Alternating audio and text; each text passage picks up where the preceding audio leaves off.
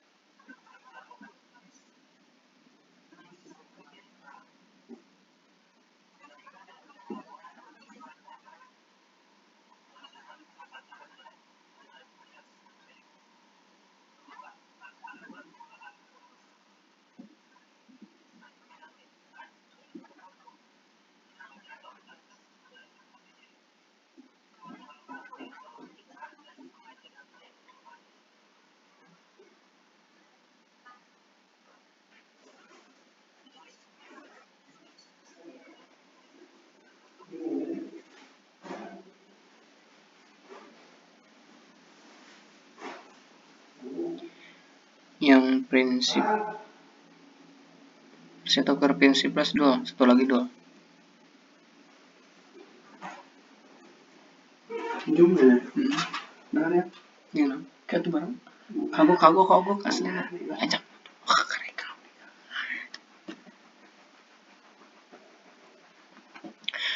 Baik, terima kasih kepada Dede Abdul Rashid yang telah memaparkan terkait profil pondok pesantren dan tujuan dari analisis yang telah kita kerjakan. Nah, yang kedua lalu ada arsitektur prinsip plus. Nah, yang mana mungkin yang pertama yaitu prinsipnya mengelola sistem administrasi santri berbasis online dalam bentuk aplikasi dan website sistem informasi santri atau sisantri.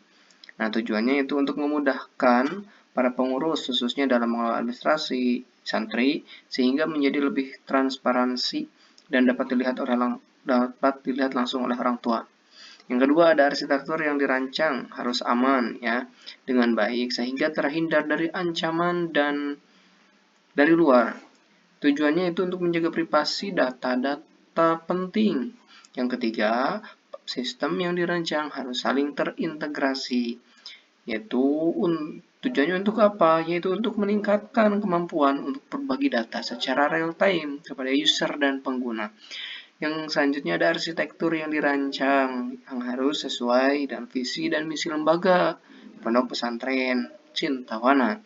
yaitu tujuannya untuk apa? Untuk mendukung aktivitas proses bisnis sistem informasi si santri. Eta yang kelima, pembuatan website dan aplikasi resmi ya sistem informasi. Ya, itu tujuannya untuk apa? Yaitu untuk memudahkan orang tua wali santri dalam memantau pembayaran dan mendapatkan informasi. Ya. Dan untuk mendapatkan informasi terkait kegiatan santri. Gitu ya. Mohon maaf. Nah, itu. Lalu untuk lebih jelasnya,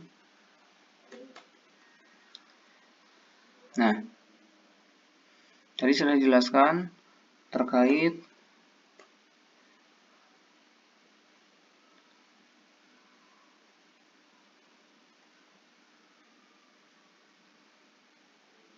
arsitektur prinsip plus. Di sini ada mission systemnya.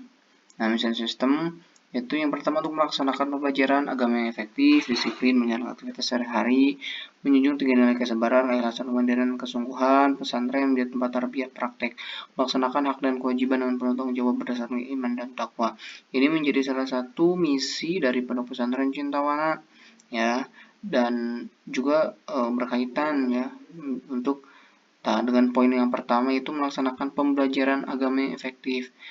Dengan perkembangannya zaman di saat ini, sehingga dengan adanya digitalisasi yang sangat berkembang pesat, Pondok Pesantren Cintawana harus bisa mengikuti perkembangan zaman tersebut, sehingga kita menganalisis dan mengobservasi kepada pondok pesantren tersebut. Tadi sudah dijelaskan terkait arsitektur prinsip plus. Next. Di sini terkait preliminary phase, yang mana preliminary phase ini memiliki tujuan yaitu untuk membuat panduan proses bisnis yang baru lagi di suatu lembaga dan menetapkan metode dan kerangka kerja di suatu lembaga.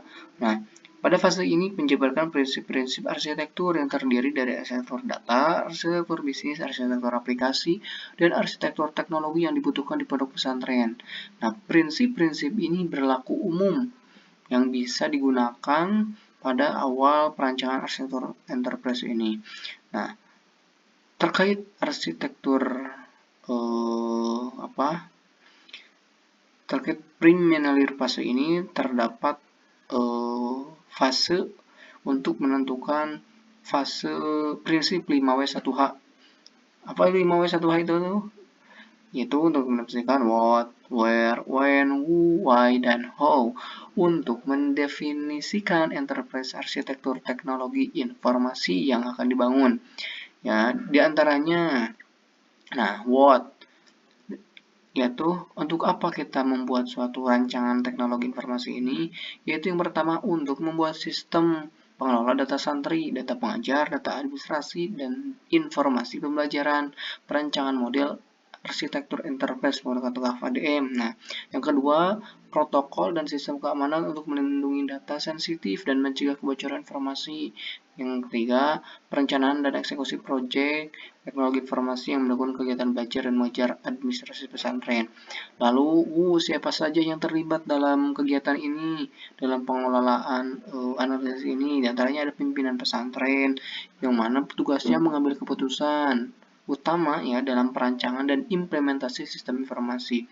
Yang kedua, ada administrator. Siapa administrator itu? Yang bertanggung jawab atas instalasi pemeliharaan dan pengelolaan sistem informasi. Yang ketiga, ada mudaris. Siapa mudaris itu? Yaitu yang mengajar, yang menggunakan sistem informasi untuk kegiatan belajar dan manajemen kelas, mulai dari pengabsenan, lalu pengelolaan kegiatan santri dan yang lain-lain. Yang selanjutnya itu santri dan orang tua, yang mana santri ini menjadi tolak ukur utama ya terkait sistem informasi santri ini, karena menjadi sumber data yang didapatkan ya oleh seorang sebagai administrator itu.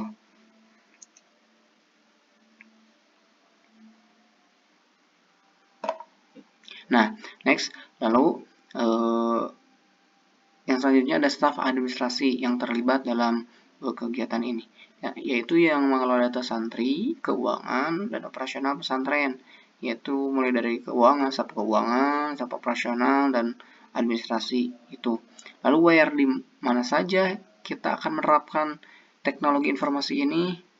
Nah, yang pertama, sistem informasi itu akan diterapkan oleh pihak-pihak tertentu yang terlibat di pesantren, termasuk di kantor yayasan, ruang kelas, dan itu digunakan oleh para mudaris. Lalu, untuk pengabsensian jadwal dan e-absensi, gitu. Lalu yang kedua, di mana saja ditempatkannya? Yang kedua itu di platform online, ya di website tadi untuk diakses untuk pengaksesan administrasi bagi orang tua dan mendapatkan informasi bagi orang tua dan wali santri yang berada di luar lingkungan komplek pesantren. Itu. Lalu kapan akan dibuat perancangannya? Yang pertama itu mulai dari tahap perencanaan yang sekarang mungkin mulai berproses. Yang kedua tahap pengembangan, tahap implementasi, dan tahap evaluasi. Tahap perencanaan, identifikasi kebutuhan yang telah dianalisis sekarang. Mungkin perencanaannya selama 3 bulan pertama kurang lebih. Lalu setelah itu ada tahap pengembangan dengan dengan pengadaan perangkat keras dan perangkat lunak serta pengembangan sistem. Lalu ada tahap implementasi, yaitu apa saja? Instalasi dan pelatihan pengguna, yaitu pelatihan tadi yang kata Abdul dijelaskan. Ada pelatihan bagi para admin atau bagi para orang tua terkait sistem yang nanti yang akan dibuatkan. Lalu tahap evaluasi. Nah, tahap ini berkala mungkinnya setiap 6 bulan untuk memastikan sistem berjalan dengan baik atau tidak, apakah ada error atau tidak. Nah, itu. Lalu why? Untuk apa? Kenapa sistem ini dibuat? Ya, yaitu untuk memudahkan pengelolaan tadi ya, baik administrasi maupun memantau kegiatan santri termasuk bagi semua pihak yang terlibat dalam ruang lingkup pesantren. Perencanaan arsitektur informasi ini ya, si santri ini atau secara kompleksnya dibuat untuk kebutuhan sistem informasi yang dibangun hingga memudahkan setiap aktivitas administrasi lembaga. Nah, bagaimana proses atau tahapan yang dilaksanakan dalam pembuatan sistem ini tadi terkait segala kekurangan yang ada di pondok pesantren. Kita akan membuat kemudahan terdapat dalam Quran nah lupa lagi, setiap ada kesulitan pasti ada kemudahan itu. Nah, di sini kita akan memberikan kemudahan bagi pondok pesantren, yaitu caranya itu bagaimana? Yang pertama, melakukan analisis kebutuhan sistem informasi yang sesuai dengan aktivitas dan kebutuhan pondok pesantren Cintawana. Yang kedua, pengadaan perangkat keras dan perangkat lunak seperti komputer, PC, laptop, dan lain-lain. Perangkat lunaknya tadi sebagai sistem yang diperlukan, serta pembangunan jaringan IT yang handal. Itu berkaitan dengan administrator. Yang ketiga, pelatihan bagi tenaga IT, pengajar, dan staf administrasi dalam menggunakan sistem informasi. Tadi sudah dijelaskan juga pelatihan. Yang selanjutnya ada instalasi perangkat keras dan perangkat lunak, serta migrasi data ke dalam sistem baru. Nah, yang terakhir, pemeliharaan rutin dan dukung teknis untuk memastikan sistem berjalan lancar, untuk memastikan sistem tidak terjadi error atau apapun menjadi hambatan bagi para orang tua untuk mendapatkan akses informasi. Nah, ada prinsip katalog,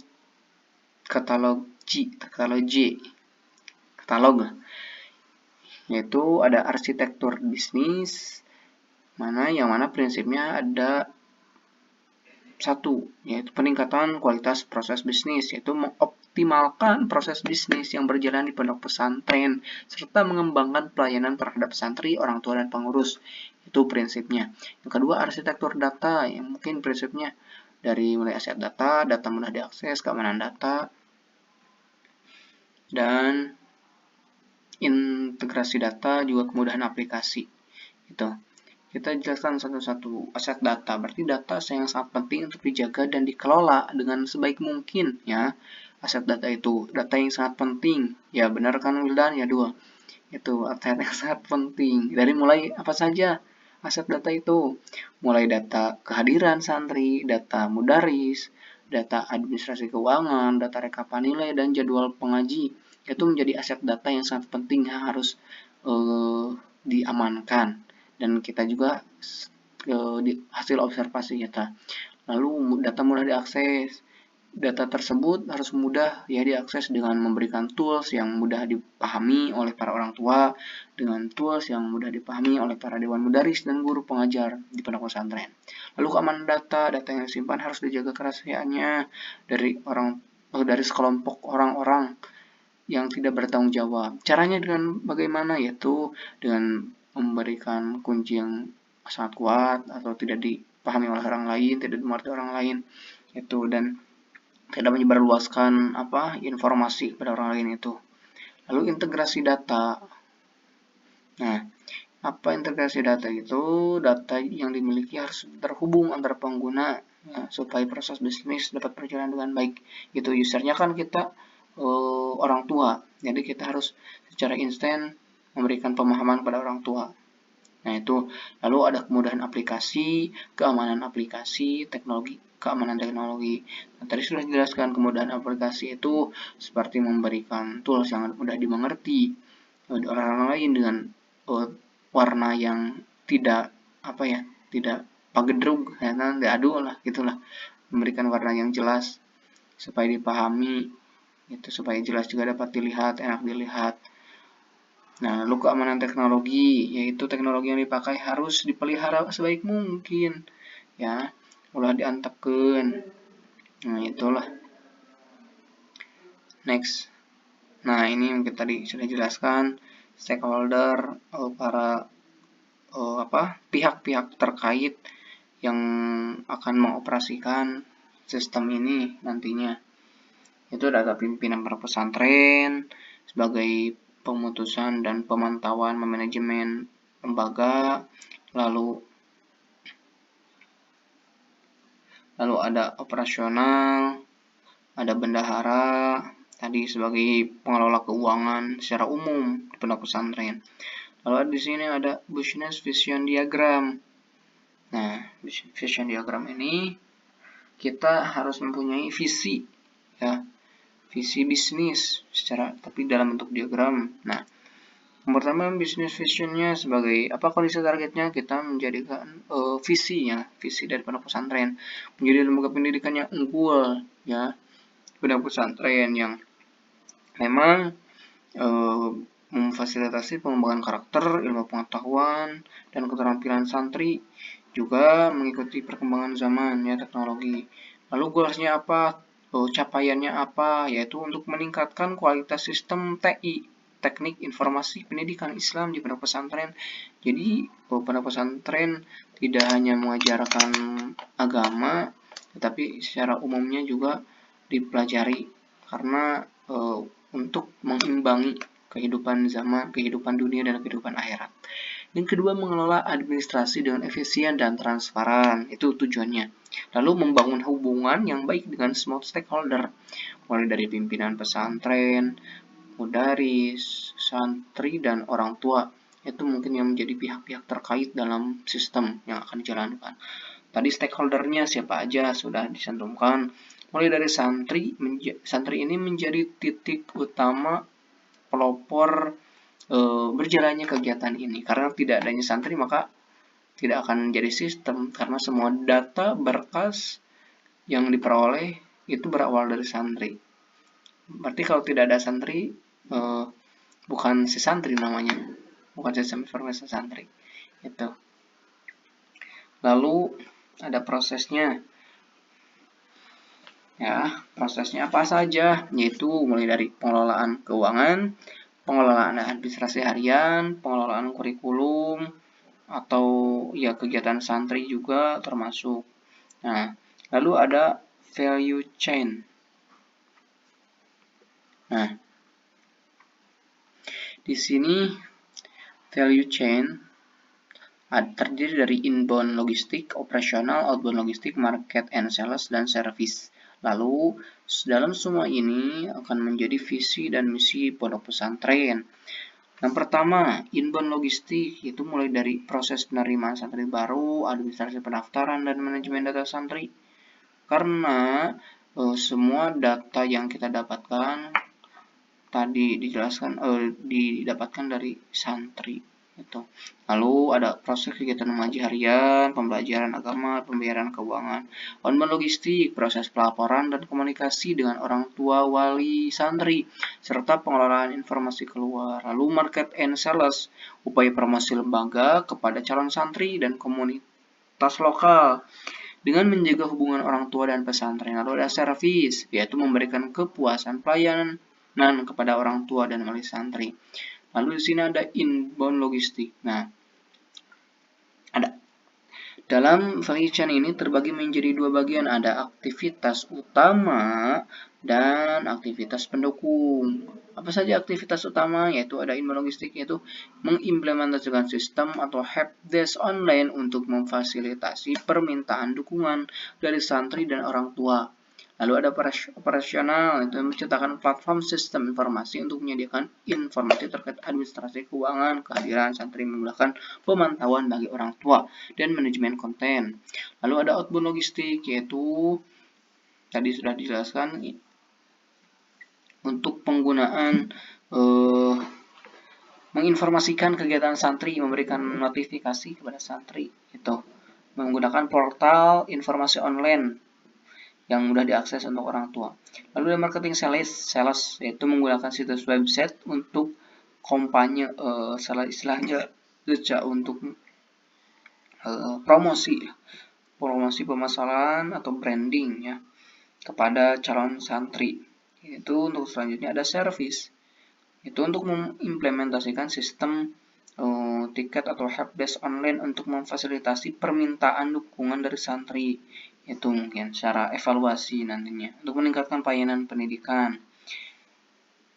Lalu yang kedua ada aktivitas mendukung, mulai dari manajemen sumber daya manusia, SDM, itu menjadi titik utama tolak ukur ya bagi pengelolaan basis data santri dengan melakukan rekrutmen, pelatihan, pengembangan tenaga kerja, staf, administrasi, serta penerapan kebijakan dan prosedur ya terkait sumber daya manusia. Lalu yang kedua ada manajemen keuangan. Nah, ini menjadikan titik utama juga terkait pengelolaan sistem informasi akuntansi yang nantinya digabungkan dalam satu sistem yaitu santri ya. Itu ada manajemen keuangan, lalu manajemen infrastruktur dan teknologi, yang mana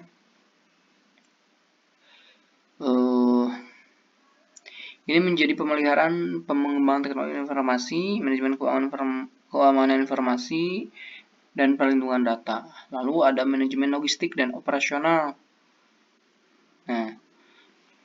Nah di sini ada permasalahan ya dan solusi organisasi. Apa saja permasalahannya?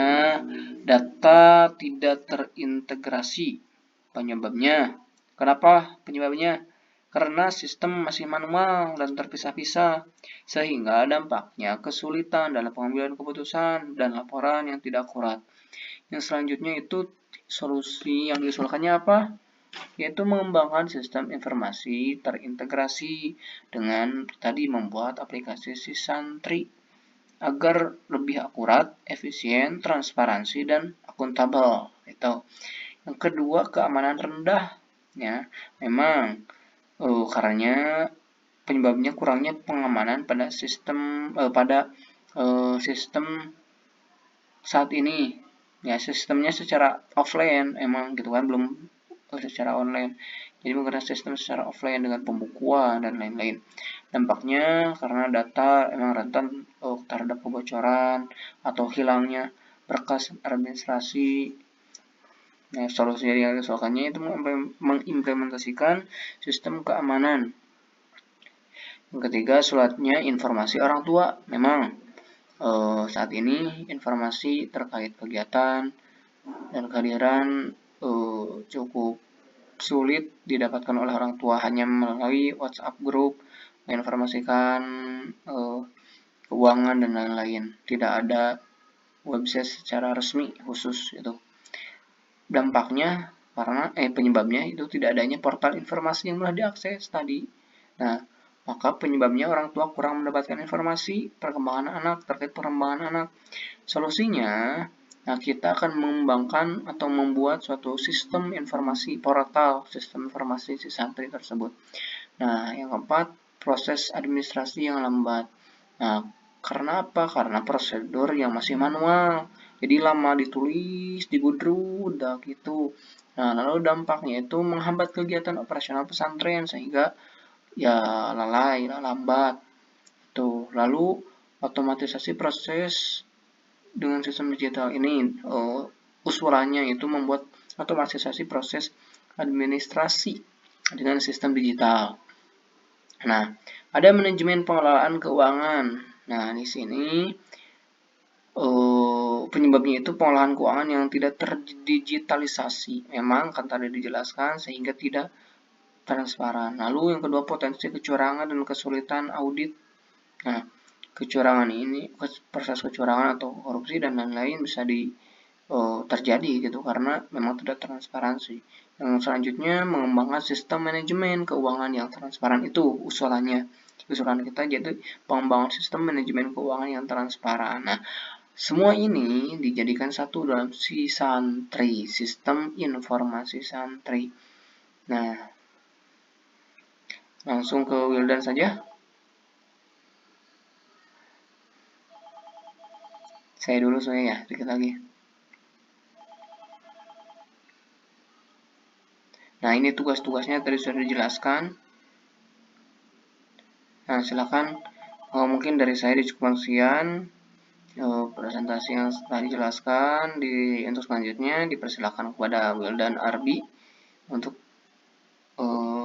melaksanakan selanjutnya presentasi terkait materi selanjutnya.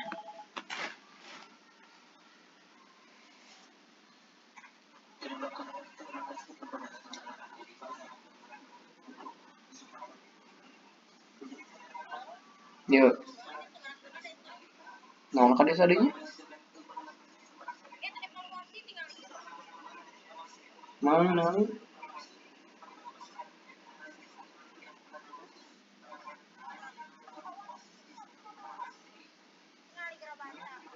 Ya makan dibagi-bagi. Pelaporan kan? Nah, ini mah. Mana share di sebelah informasi? Jam sabara? Jam sabara?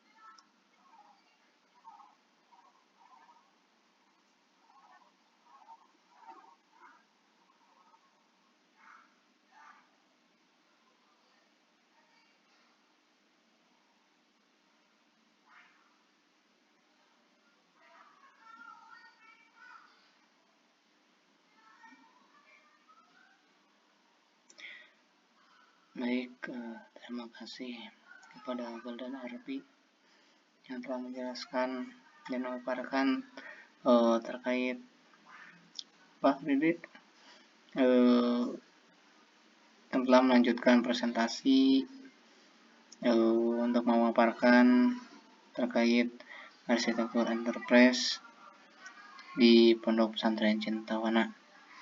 Lalu yang terakhir mungkin ada arsitektur roadmap, tadi aku baca sama Wildan. Di sini mungkin perencanaan atau alur terkait pembuatan suatu sistem yang mana kita harus mempunyai estimasi harga dan persiapan anggaran untuk terkait pembuatan sistem tersebut.